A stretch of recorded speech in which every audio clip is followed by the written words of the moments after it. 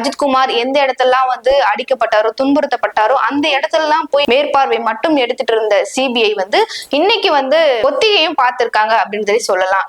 கிட்டத்தட்ட 8 இடங்கள்ல வந்து சிபிஐ வந்து ஒத்திகை பார்த்திருக்காங்க. அது என்னென்ன இடம்னா அந்த பகுதியில உள்ள ஒரு டீ கடையில விசாரணை மேற்கொண்டிருக்காங்க. ஏன்னா அந்த டீ கடையில தான் வந்து அஜித்குமாரை அடிச்சிட்டு இருக்கும் போது ஒரு காவலர் வந்து டீ வாங்கிட்டு போற ஒரு நிகழ்வு வந்து சிசிடிவியா வெளியாகி வைரலா பரவிட்டு வருதுன்னே சொல்லலாம். அந்த சிசிடிவி காட்சிகள்ல அந்த காவலர் எந்த ஒரு யூனிஃபார்மும் அணிஞ்சு இல்லாம ஒரு நார்மல் ஷர்ட்டும் லுங்கியும் கட்டிட்டு ரொம்ப கேஷுவலா வந்து யாருக்கோ டீ வாங்கிட்டு போற மாதிரி போயிருந்தாரு. இதுவும் வந்து சிபிஐ வந்து முன் வச்சிருக்காங்க. அது மட்டும் இல்லாம கோவிலுக்கு எதிரா வந்து ஒரு காலி இடம் இருக்கு. அங்கதான் வந்து பூக்கடை பழக்கடை எல்லாம் வந்து வச்சுட்டு இருக்காங்க.